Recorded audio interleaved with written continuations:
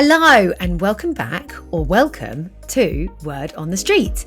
If you haven't joined us here before, then you are in the right place if you want to know about all the things that you can do to attract and win more new business. Now, today, we're actually even going a little bit broader than that, because the lovely Louise, who is joining me, is going to be talking about not just the marketing tactics and the sales things that you need to do to grow your business, but actually talking about some of the funding and grants that are available if you're looking to try and grow your business through funding or looking into new areas. So it's really, really exciting. She is an amazing woman. I mean, honestly, some of the stuff we discussed actually off script was even deeper and kind of, I really feel a bit like I'm going deep all the time at the moment, but it was even deeper than what we discuss on the podcast. But if you are interested in understanding about funding and what might be available to you, she has raised over £100,000. She is also a Woman in Innovation award winner for 2022 and founder and MD of Indigo Tree Digital, a website and design development agency based in London who specialise in WordPress websites, which is quite handy for me because I've got 2 websites built on WordPress, and really focusing on technical SEO and performance for businesses, not-for-profits and agencies. So without further ado, let's go and meet the lovely Louise. Hello, Louise, and welcome to Word on the Street. I'm super excited to, learn more about you and your journey today, but we're really going to be focusing in on how to make a difference as an individual. And it comes at a great week, Louise, because I feel like I've been doing so much about how to build resilience. I actually spoke at a panel for Google on Monday, and this is a really, I guess, a key subject for running a business, how to make a difference as a person, as a founder, as an employee. So I'm super excited to learn all about your views on that. But before we do that, can I get you to introduce yourself to the audience? And first of all, let's talk about what you're doing today and the agency that you run today. Well, thank you very much for inviting me on. I'm absolutely delighted to be here. So yeah, I'm Louise. I run an agency called Indigo Tree. We primarily specialise in designing and building WordPress websites for a real vast range of different clients. We don't specialise in any particular sector, but we specialise in building great websites. That's our USP. And then following on from building them, we then offer support and hosting and maintenance and care and all the sort of great things that turn an initial website into something that can really power a business forward. And you've been running that agency for how long, Louise, just to give everyone a bit of context? Well, I started as a freelancer in about 2002, 2003, and then as a sort of proper company, I'd say it's been about 10 years. It's about 2011, 2012 when I realised that it was more than just something to do while the kids were at school. Yeah, and now look at where you are today. I know, so it's sort of a bit accidental, really. I know, but do you know what? That it's not a dissimilar journey to myself, and probably lots and lots of other agency owners. But I think what you guys, I mean, obviously you've built a fantastic digital agency, which is running. And are you around about 12, 15 people nowadays? There's 15 of us in total, about 13 and a half to 14 full-time equivalents, basically. Yeah. Brilliant. And then scaled up with a bit of freelance resource and other. Yes, absolutely. We have key partners that we work with. Brilliant. But something that is very close to your heart, and I really want to talk about this because anyone who listens to this podcast regularly knows that I am a big advocate of, I guess, women in business as a whole, but supporting women. And in fact, it's meant that I've ended up mainly employing only women, which was not the aim. I have had 2 or 3 guys over the years that have worked for us at Street, but it has tended to be, and I think that's a big part of me being a woman. But you have had a lot of involvement in I guess, helping women in technology specifically. So talk me through that. Well, I think being a working mum means you immediately empathise with other people who have private lives that do end up impinging on what they can do professionally. And I mean, I literally knew it was 7 minutes to the school gate when I'd forgotten the school run. And the kids were on the phone calling me going, "Mum, where are you? We're at the gate and you've forgotten again, haven't you?"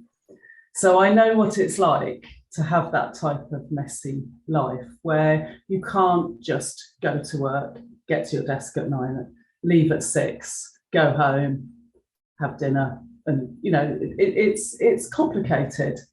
And I think now, even more so than ever, I think personal lives and professional lives, it's not that they're blurry and it's not that people are unprofessional, but it's just you have to take account of somebody's personal life and put a context to when they can work, where they want to work. And actually for women, we've always done that, I think. It's just that now it's more accepted that men are doing that as well. And one of the other things that I think is brilliant about a career in tech is that actually if you've got the skills, whether they're design skills, development skills, project management skills, you don't have to be at a desk from 9 till 6 to do a really amazing job. So actually this type of career can work very well for people who perhaps in their 20s do want to be working for that really high-powered company and can work all hours and get the pizzas in at midnight and things like that. But then actually when you start having kids, you just end up with different priorities and life and your professional career goes in different directions. I took a career break for 4 years while my husband was posted to America and I went with him. And that's fine because actually I could program computers, I could learn a new programming language, come back and start building websites. Yeah, I think that's the thing, isn't it? As employers and as employees, the world of work has changed. COVID has, taught us that we can be more flexible and we can do things that we never thought we could, all trapped working from home at one point. So, flexible working and enabling, people within your business to have that freedom. I always say to my team, and we're probably going to change. We currently do a 4-day week, but we're probably going to change that and have a flexible working week. If you need to work on a Friday for a couple of hours, do so. If you don't need to, and you can get all your work done by the close of play on Thursday, then you don't have to. And I think providing more flexible options for people is, absolutely key to, one, I guess, nurturing your team and being able to grow a team, but two, actually, more importantly, enabling them to do the best work that they possibly can because it works for them. And it's so hard. I've been exactly the same, Louise. I was a working mum, working in high pressure job in really big agencies most of my career and client side before that, but after I had my daughter I always pretty much worked at agencies, and it was really, really tough. I was expected to be in the office. Had one employer give me a disciplinary because I couldn't get to the office physically in time between me dropping my daughter at school and actually getting in. They just didn't give the flexibility. And even though I would work late or do other things, it was like, you're 2 minutes late, you're in trouble. And that, you just can't treat people like that now. It's not an ethical, it's not a fair way to work. It doesn't make people feel good, and it doesn't enable your staff to do the best work. So I think, and also they won't stay in a competitive job market if you can offer that flexible, nice place to work. I think it makes us more sticky. It's harder for a good person to go somewhere else and get that same amount of flexibility. As well. It's exactly that. It does. It helps you retain staff because they may be interviewing somewhere else that doesn't offer that, and they may not ever want to go and interview somewhere else because they're happy and they're doing a good job and they're doing work that they love. And we're all human. That's the thing I try to hold on to. Nobody comes to work to do a bad job, but sometimes people have things going on in their lives which just mean that perhaps they're not, they're a little bit distracted, and making ourselves flexible, meaning that one of my team can go off and take their dog to the vet, or can go and attend an assembly in a primary school at lunchtime, just means that they're not worried and don't have that level of cognitive load that otherwise they would have. Yeah, so true. I think, that flexibility for me is absolutely key. But you've got to build trust, and everyone needs to respect each other and their teammates. And I think that's key. And if people don't, that's, I guess, sometimes where it falls down. But that you probably shouldn't be employing that kind of person anyway. If I can't trust someone in there to do a professional job, I don't want them working on a client's exactly website. Exactly. So, done. Yeah. It qualifies them out of the job quite naturally, doesn't it? So as individuals, or maybe actually I'm going to frame this slightly differently. As founders, how do you think we can make a positive impact when we're building out our agencies or businesses? I think as a founder, one of the things I have to be very aware of is not everybody is like me. I want to run a business. I don't want to be working for someone else. So I think you have to be very mindful. And it took me a while when I first started to realize nobody cared as much about my business as I do, because it's mine. It's like, especially as a sole director, which is quite unusual for a sort of more technical agency. But then the other thing I think is that I'm now much more conscious than I was a few years ago, that my behaviour has a really big impact on other people. So just because if I've had a slightly weekend doesn't mean I should be going into the office and be really grumpy about it, because actually that my tone affects the entire team. And I think as a founder, I'm now very conscious of my behaviour. I don't always get it right, but I'm always very conscious of my behaviour and the effect on other people, and being confident and having a level of certainty. In the end, I've decided on a certain strategy, and I have two key people in our agency who are really great at challenging me in a really positive way to make sure that for us as a whole, we make the best decisions. But actually, in the end, the buck stops with me. I'm the one who has to make sure we've got enough money in the bank to run the payroll every month. And I think there's a pressure there, but I'm very happy to take it because the reward is better than the risk. And I also think as a leader, it's really important to be open to change and open to listening to everybody, and not assuming seniority it's not always the most senior people who have the best ideas. Sometimes it's the more junior people who are at the coalface, who are dealing with clients and thinking about things on a daily basis, and all the little bits of friction that they experience. They can sometimes have really great ideas for how we can do things better. And it's about doing quite a lot of listening rather than just me having an idea and going, well, we're going to do it like this. Because that used to work when we were small, but it doesn't work anymore when I've got another 14 people who've all got great ideas of how we can be better. I love that, Louise. And I mean, I'm going to delve into your first point there, because I feel this as a also sole female founder. And, we've had everyone, probably listening to this has been a tough year. I mean, every year's tough, but this year's been particularly tough for many businesses. And I know that I have, at various points felt like I've been at breaking point and felt really stressed out, and trying to navigate and do everything on your own is really, really hard, and I am sure sometimes, as much as I try to always be upbeat, and sometimes I do get stressed, and that probably my team, I know, will feed off that, and I know how my I guess my approach, my attitude, Yeah. my energy It's affects everyone. reflected back. So people tend to reflect back what they get. So I'm always quite conscious if someone's being a little bit grumpy with me, is that because I've maybe been a bit sharp with them? Yeah, so And true. So, yeah, so true.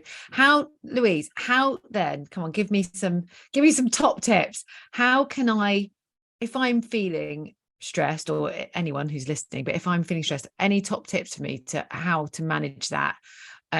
Because it is, sometimes, people by mistake get things wrong, or they don't do yeah. things that they're supposed to have done. So when I think I kind of know, but how do you deal with that when you're feeling the pressure and feeling stressed? How do you make sure that you're communicating to your staff in a way that's gonna inspire them, and not, especially when potentially, people do things wrong, Yeah, when they have done something wrong, and you need to give that feedback, because that is quite hard to do. I tend to, I might say something in the moment. I tend to be like, oh, and then I will calm down. And then actually, I tend to be quite rational about stuff. The other thing is, for me, I have two people in the business, Paul and Kelly, who are my rocks, basically. So I will often, if I need to put a bit of comms out to a client or get on a call where it might be a bit tricky, I will ask them for advice on how to handle it, because I'm not that great at reading people. And so I'm very aware of what my limitations are and the sorts of mistakes I can make if I just plow right in. So I tend to sort of try and rein it back and get, rather than just fire off something in the moment, just step back and think. And the other thing I do quite a lot of is things like writing emails in the evening, but I won't send them till the next morning. By the next morning, I might be rewriting the email, but I've said what I needed to say in the moment. So sometimes I will put something down on paper of how I want to react.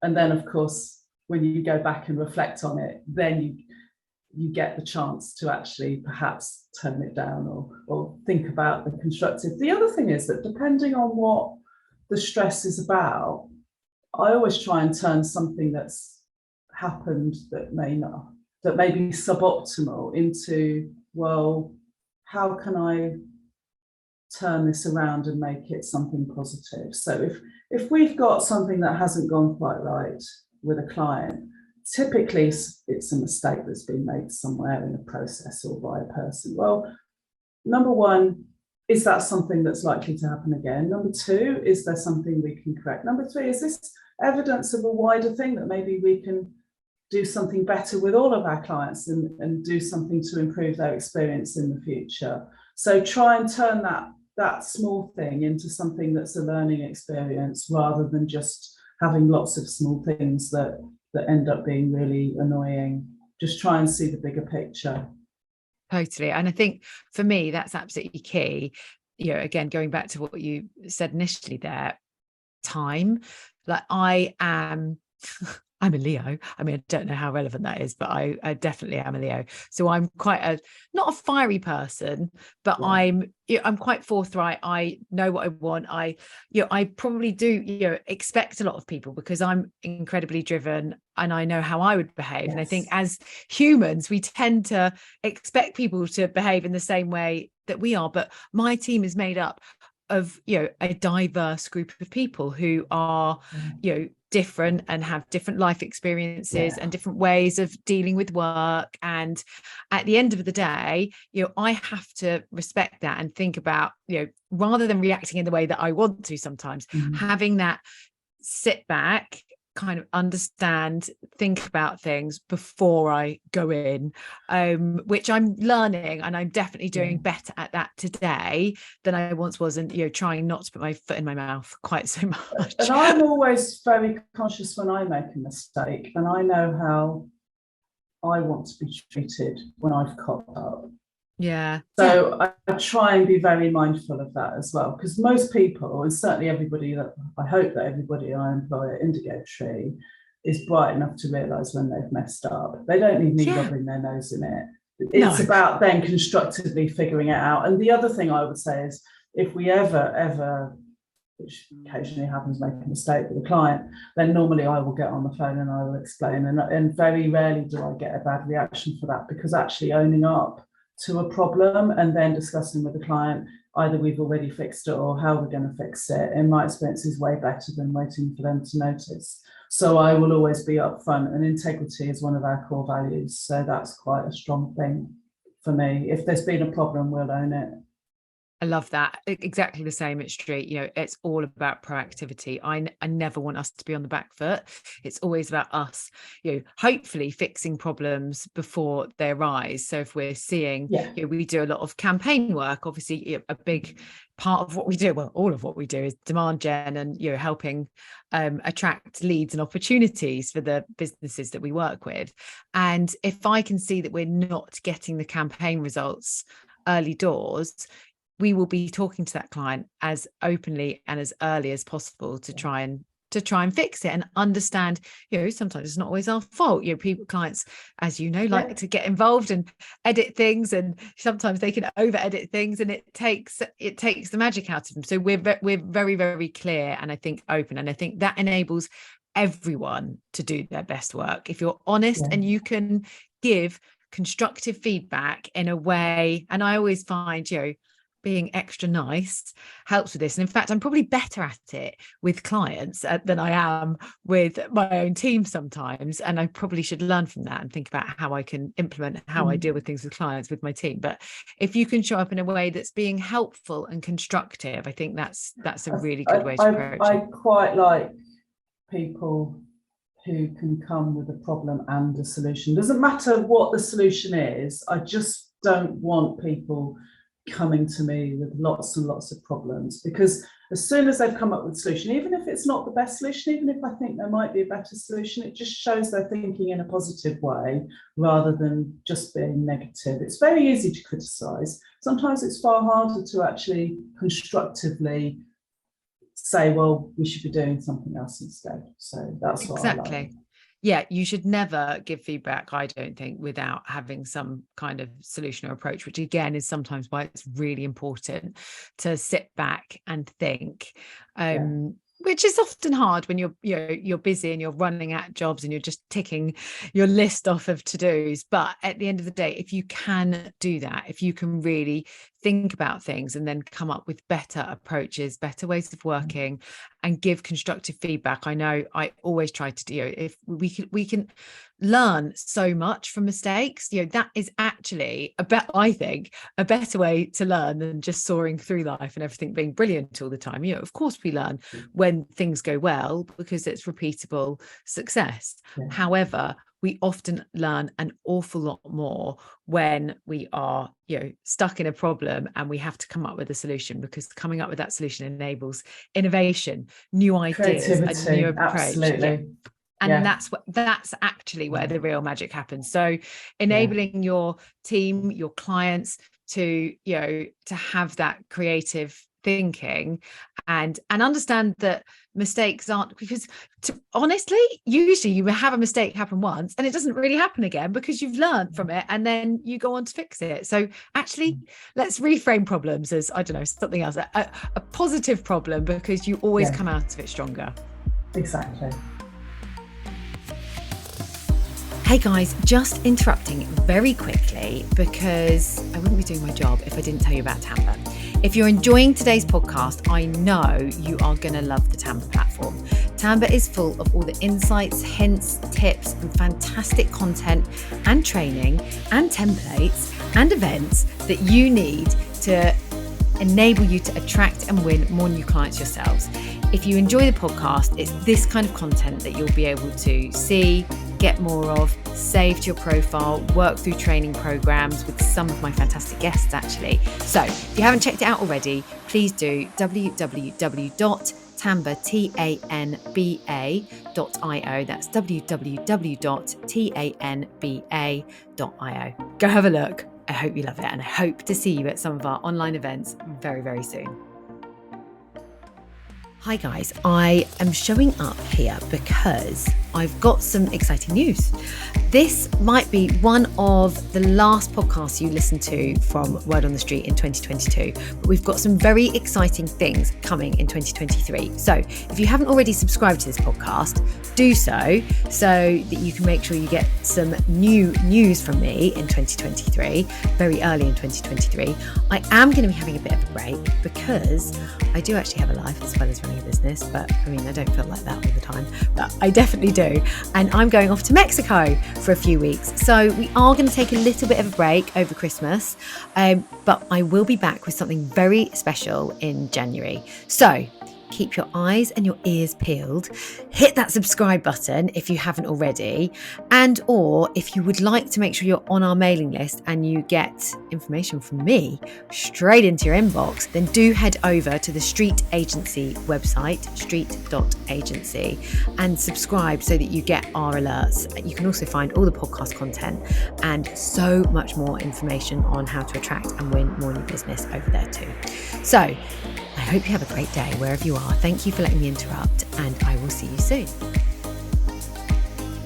So, Louise, I want to talk about something else with you, which, believe it or not, guys, I do have briefs for these, but then I always, I like to break the rules.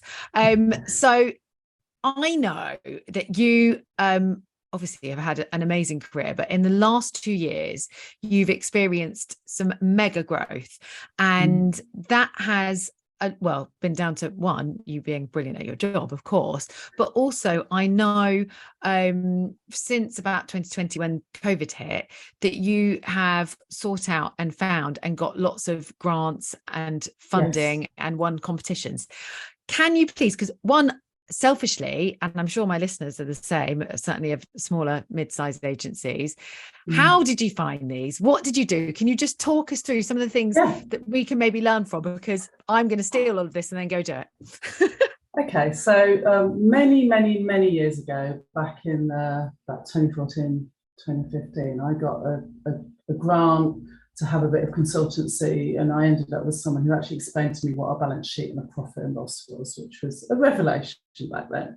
And I kept in touch with in Hertfordshire, where we're based, there's the Hertfordshire LEP, which is the local enterprise partnership, and then Hertfordshire Growth Hub, which just is basically, they get grants in, they've had a lot of grants from the EU and from the government, and then they're looking for particular projects, and the projects are typically looking for impact. And a lot of the underlying reason for these grants is you're wanting to get small businesses and businesses to grow, because the more they grow, the more people they employ.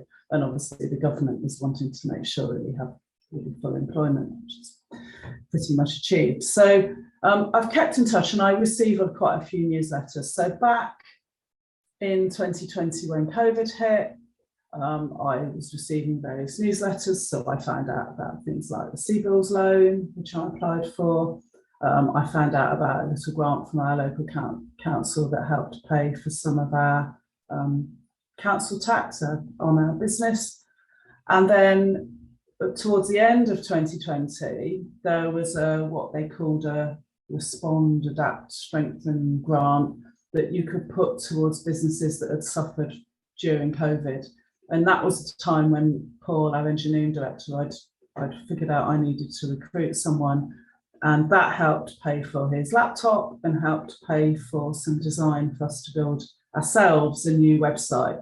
So a lot of these grants, it's about looking at the criteria of what they want you to do, and then almost looking at your business plan and going, which of the bits in my business plan suit that criteria?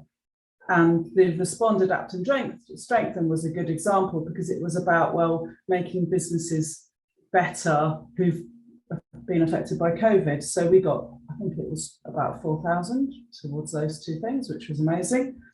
And then Paul joined us. And then in early 2021, last year, him and I were just talking about our technical roadmap, which is a subject that's close to my heart. We wanted to discuss how we could build websites even better than we were previously. And we started talking about things around digital accessibility and just making sure that we were doing things in a way that was as inclusive as possible. inclusivity is another one of our core values. And for me, it's not just about being inclusive as a person or as an organisation, it's actually about being inclusive for what we build for our clients. Even if our clients don't ask for an accessible website, doesn't mean they shouldn't have one, and it doesn't mean their customers don't need one. Even if it's not part of the criteria that they want, doesn't mean we shouldn't build it. It's like clients don't really ask for websites that are mobile friendly and responsive. It's sort of it's a given really, that everyone assumes you will build them a website that works brilliantly on a mobile phone. They don't actually have to ask for it specifically, because of course everybody's using mobiles. So it's a bit the same with things like accessibility. There's really basic things, and our clients, a lot of our clients, they're small and medium-sized businesses. They don't know about this stuff, but that's why they're employing us, because we're the experts on it. So I then got a cold call from the University of Hertfordshire in about March 2021, just saying, did you know there's some grants available? And I was like, that's interesting. We can build something in our tech stack. And it ended up turning into what's called a Keep Plus project, which is matched funding. So I think in the end, we've ended up with about £20,000 worth of matched funding to fund some software development to help us build more accessible websites. And it also, but what the other really valuable bit of that was it helped fund some user research. So we interviewed, with the help of somebody from the university, a dozen of our clients on how they edit their websites and what they know about accessibility and also sustainability as well, so that we can make sure when we're building their website, it doesn't just work for their visitors on the front end, it also works for the marketing team and the content editors on the back end. Because of course, the cost of running that website isn't just the cost of building it, it's also the cost in time of our clients keeping their websites up to date, adding new information, adding new products or blogs, or updating images, adding videos, all those sorts of things. And often people don't think about that cost in time and how can we make their editing experience better, and also make sure that when they're editing the website, they're not building in accessibility issues because they're not aware of what's required to make the content accessible. We can build the most amazing website that passes all the tests on day one, but 6 months down the line, if the client's added a video without a transcript and subtitles and images without alt tags, some of their content won't be accessible. So we've been working on that. So I got some match funding for that. There was then I found out, it was actually via a tweet and something in the Financial Times, about a Help to Grow scheme that the Department of Business was running, and it's a 12-week course. So I put in an application, as you do, because just thought, why not? I like learning new stuff. And actually, I've been running a business for a while, but I don't know what I don't know. And then Brunel University called me about last August and said, we've got some places on a course starting September. So I had £7,500 worth of course for £750 because it's 90% funded, and it's a 12-week course. And the Help to Grow course was amazing. It's like a little mini MBA. So you literally have a week on strategy, a week on marketing, another week talking about finance, another week talking about organizational structure, and just go through all the sort of stuff. And it was run by Brunel Business School, and it was really, really, really good. So I did that for 12 weeks, and it was quite a big time commitment. It was a couple of hours every Tuesday morning, and then another hour on a Thursday afternoon, and then there was bits of homework to do in between times. So it's probably between half a day and a day a week. But that was interesting because I really wanted to do it. And then when you do find that time, you suddenly realise all the other work fits around it. But like you're saying, you work a 4-day week, suddenly you do cram those, all the work you need to do in the time you have around it. So that was a great learning for me about how I could step out of the day-to-day and just learn and then immediately implement things I was learning. And I shared those with Paul and Kelly a bit as well. But then just after I started that course, actually the professor we were working with at university on the Keep Plus project sent me an email on a Sunday morning, which gave me a brainworm. And it was about this competition that Innovate UK were running called Women in Innovation. And I put in an application. And it was quite a big deal to do because you had to have an innovative idea that was around sustainability or societal, something that benefits society or something that helped with economic growth. But we had our sort of project that we were running with the university. And then through doing the Help to Grow, I'd been thinking quite a lot about sustainability in the UN Sustainable Development Goals and realised we could build in something about carbon footprint of websites and how websites work. So I spent about 2.5, 3 days putting in this application, used all the language and terminology that I was learning at the time on the Help to Grow course, and nearly fell off my chair sort of end of November, early December, because I found out I'd been, basically was one of the award winners. So it wasn't announced until International Women's Day on the 8th of March. I had to keep it to myself. But that was really exciting because in addition to all the mentoring and advice and access to experts, it also came with £50,000 worth of money to put towards our innovative idea.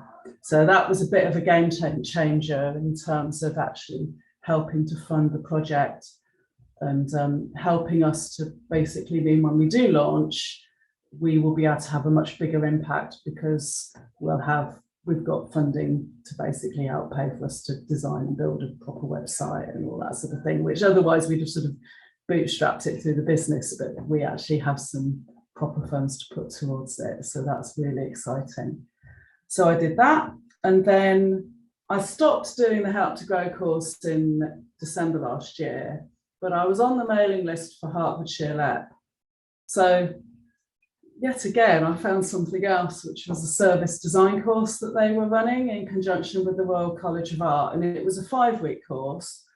It actually required more time, but because I'd realised from the Help to Grow that I'd actually could carve out this time of my week, I thought, well, why not apply for that? Because actually with our new product and service that we were building, learning a bit more about the service design and how to do it properly, and the 5-week course was based on the Royal College of Art's 1-year masters. So it was again really great material, and we had people in from like the head of digital at McKinsey spoke to us and the head of innovation at TfL, and it was amazing. It was an absolutely brilliant course. And I have now a template for how to do service design and innovation, which I'm now applying to our clients. And I've actually picked up quite a lot of consultancy work based on what I learned from that course that is obviously helping us. It's given us a new revenue stream for the business, but also I'm applying it directly to Indigo Tree as well. And then at the time I was doing that, I also found out about a sustainability accelerator that Hertfordshire LEP was funding through the University of Hertfordshire. So I applied for that in February and got a place, one of the 10 places on that. And that was £25,000 worth of help from the university towards the sustainability bit of our innovative idea. So yeah, I've been working on that. And then later on in this year, I was on the mailing list still for all the different local grants, and I found out there was another grant for it was another sort of, I think it was a Building Back Better grant that was particularly putting towards sustainability consultancy. And I'd had a bit of a brainworm about becoming a B Corp, but that was just something else that was another thing. And I thought, well, actually, if we can get somebody helping us, just going through and helping us interpret the standard for us as an agency, then that would be really helpful. So I applied for that and I got £6,000 to put towards a £7,500 consultancy bill.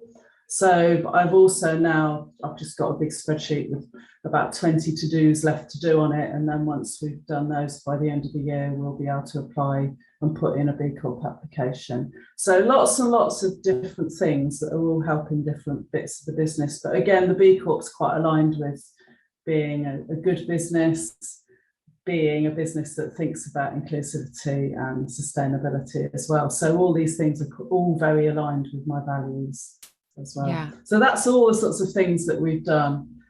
Amazing, Louise, and very, very inspiring. I think for me, in fact, I have been part of some of those, by the way, including the Help to Grow training. I've done 2 of those. One I did myself, which was actually a slightly different, it was funded in a different way, but with a different supplier. And then the one at our local uni, which was Bournemouth University, which our MD at the time went on. So there's a few different schemes out there like that, and it's so worth investing the time and out there. Getting amazing. On mailing lists. So definitely looking at the government website. So I'd also looked at the Women in Innovation, because we launched a learning and development platform in Tamba last year. We'd managed to get some funding from our local growth hub, Dorset Growth Hub, which was not huge, by the way, guys, in terms of the application time. It was not too bad, and we got some support from Silicon South, which I actually now sit on the board for, who kind of help, I guess, make everyone aware of the marketing digital tech opportunities across Dorset, but specifically there's lots of ones in local areas. It's about tapping into the ones in your local area, because often the geographical constraints is one of the key things. There's stuff going on in Bedfordshire and that, and we are literally miles from the border, but we're just not eligible because we're based in Hertfordshire. But that's fine, because I've tapped into the LEP and the Growth Hub in Hertfordshire. I was going to say, check out your local LEP, check out your if there's a Growth Hub, get on their mailing lists, and then just start to go to, for instance, the Dorset Growth Hub. They do lots of events. So in fact, it's really funny we're talking about this, because I emailed our head of marketing yesterday, who's on my leadership team, and said, can you remind me, we need to go to these things again, but we need to be there. We need to be hearing what's going on. 1, because there's great business advice in them, but 2, because there are grants and other things that are available that I won't know about unless I go to them. So I think you just make sure that you're attending these local things, because I mean, it sounds like you have raised an awful lot of money there, Louise. What, 100,000-ish? Yeah, give or take. But then the other thing is, the thing I didn't mention was through some of these grants, because things like the Respond, Adapt and Strengthen and the Building Back Better grant, some of our clients are eligible for these as well. So the other thing I've done is signposted the other thing to our clients. We've had about £60,000 worth of business just from me telling clients about grants, and then pressing the button on a new website project that maybe they were thinking about but hadn't quite decided on. And suddenly when they get matched funding, that project goes from, maybe a budget of 10k to 20k, because actually, and at that point, we're getting the benefit of that. So the other thing is, I want to be that person who can point out to some of our clients, if they're thinking about something and they're eligible, they should properly do it, because actually it will benefit them, and that helps the agency relationship as well. Yeah, great. Oh, I love that bit of advice, Louise. I'm stealing that one. That's what this podcast is all about.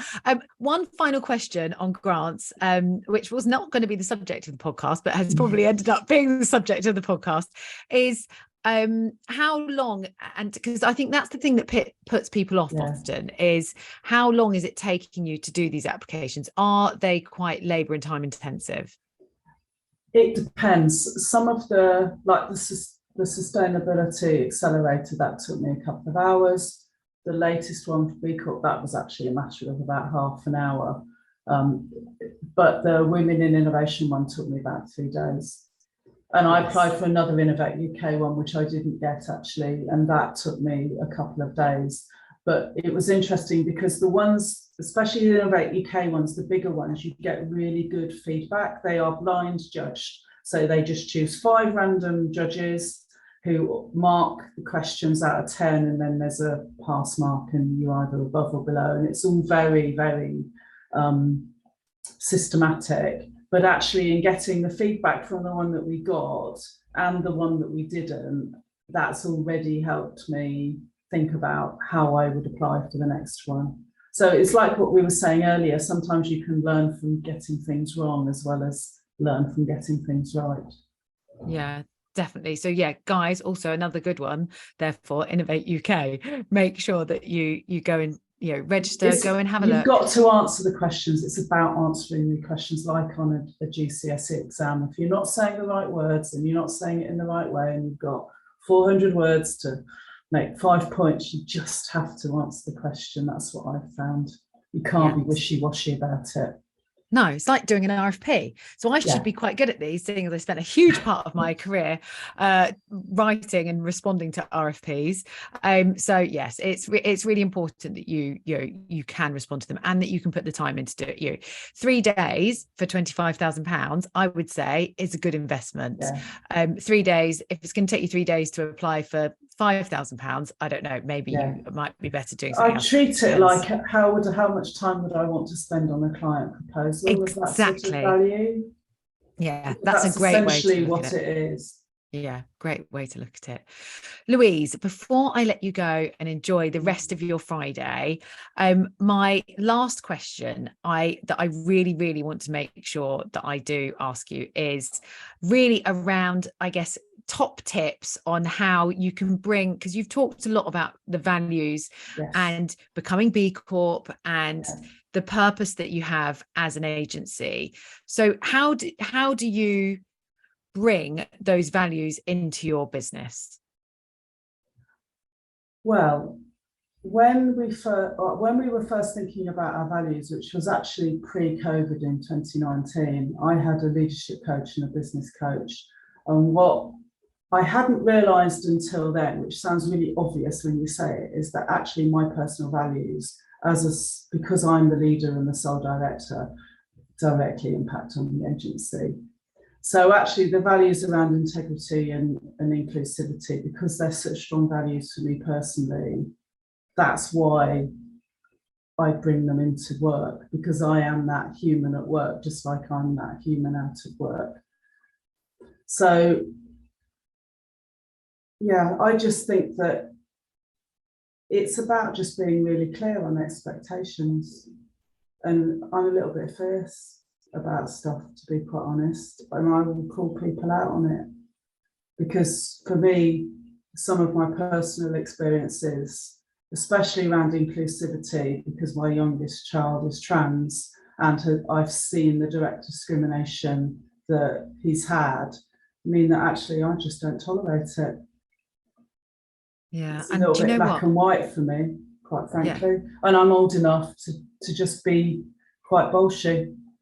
Yeah, I think, I mean, throwing that one in there at the end, that must have been an experience, Louise. And it was interesting running an agency and dealing with a teenager going to quite massive issues with gender dysphoria. But then actually how wonderful that I had that flexible job where I could balance the personal with the professional.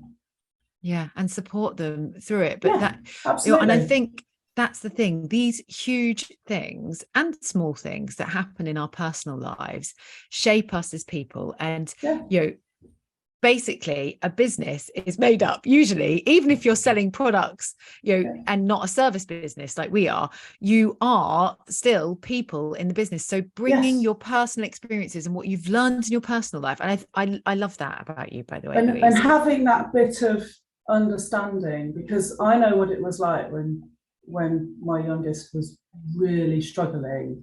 So if a member of my team is really struggling for a completely different reason, nothing to do with their gender, but for another life reason, then actually I know what that's like.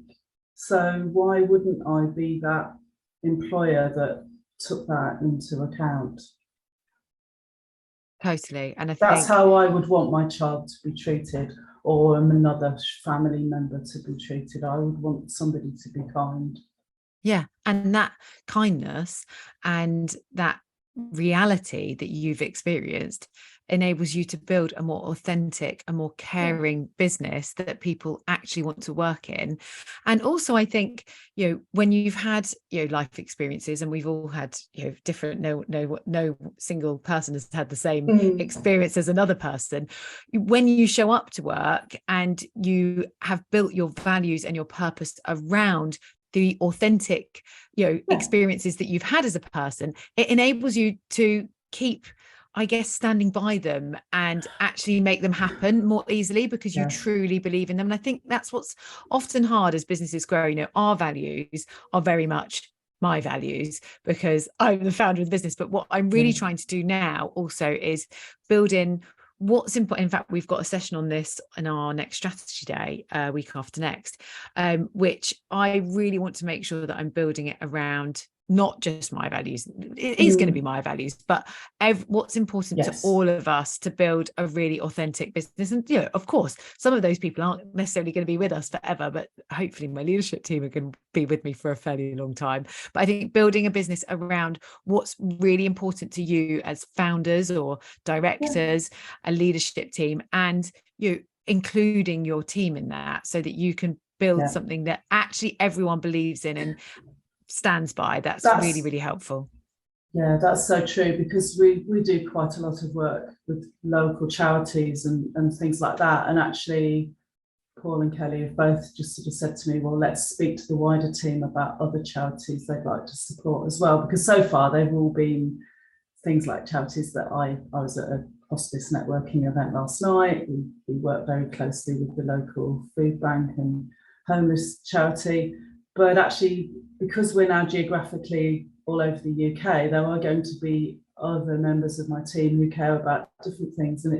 But the fact is that we are an organisation that will work with a charity and help them, in a way that's very positive. And it's just about including other people, because it's no longer just me anymore. I'm very conscious of that. I may be the face of the agency, but actually I've got 14 amazing people making it happen. Yeah, exactly. Giving them the ability to also, be the faces of the business, and that's the people that your potential future clients are going to be working with. Is also really important. Yeah. Louise, I've loved speaking to you today. You are such an inspiration, and there's so many practical tips in here, especially around funding and grants, which I do encourage everyone listening to go and check out. Regardless of the size of your business, they're there for all of us.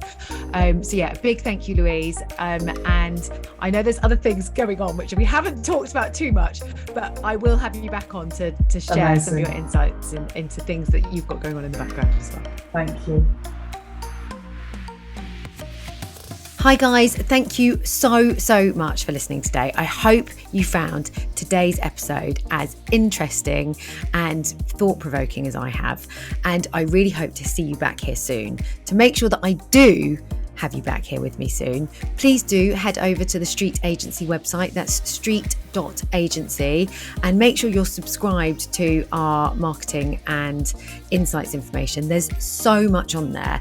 Outside of being able to find all of these podcasts, you can also get insights, newsletters, so much more information on how to power your new business strategies. So I promise I'm not just telling you because I want to get your data, although I kind of do, and it is important, and we do talk about marketing. So, come on guys, behave yourselves. So go and head over to Street Agency, subscribe to our updates. I have got very exciting news coming in January 2023. So if you're listening to this in December 2022, go sign up, because I don't want you to miss out, and things are going to be changing with Word on the Street, and I don't want you to miss out.